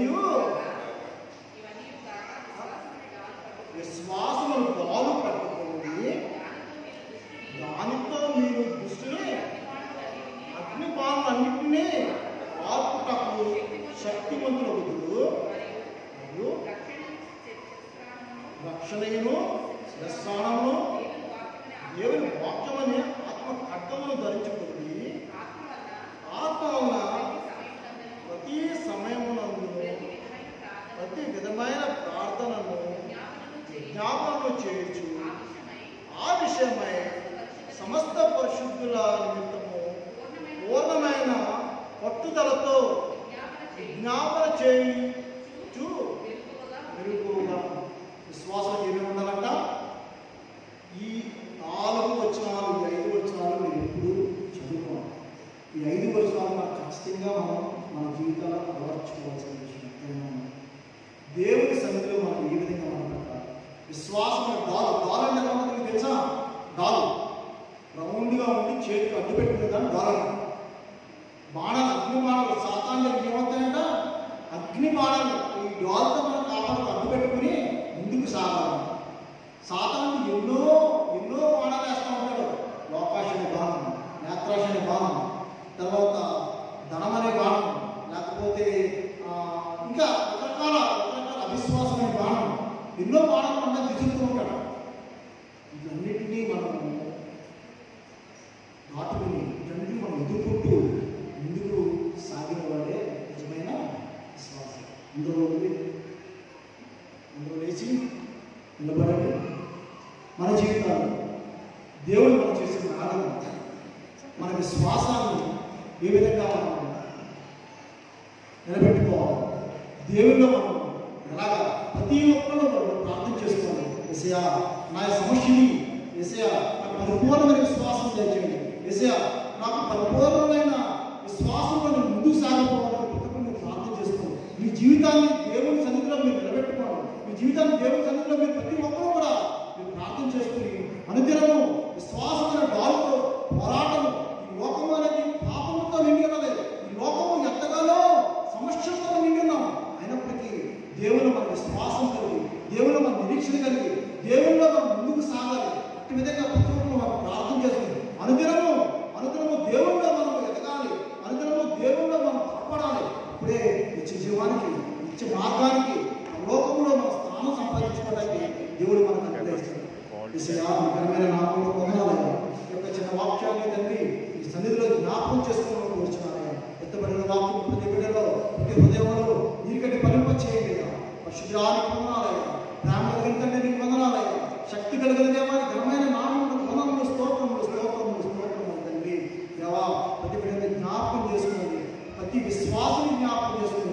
విశ్వాసము అవిశ్వాసము లేని వారమై మేము విశ్వాసము అనుగ్రహము మేము బలపడటానికి, విశ్వాసము అనుగ్రహము మేము ఎదగటానికి, మీలో స్థిరపడటానికి అటు విశ్వాసాన్ని మాకు దయచేయాలనుకుంటున్నాను. ఇంతమైన వాక్యము ప్రతి బిడ్డ హృదయంలో నీకటి కలుపు చేయండి. మీరు చేసి మైపడండి, దీవించి ఆశ్చర్యించండి. మీరే మహిమాగంతా ప్రభావం పొందమని ముఖ్యమైన ప్రతిమాని ప్రార్థిస్తున్నాం.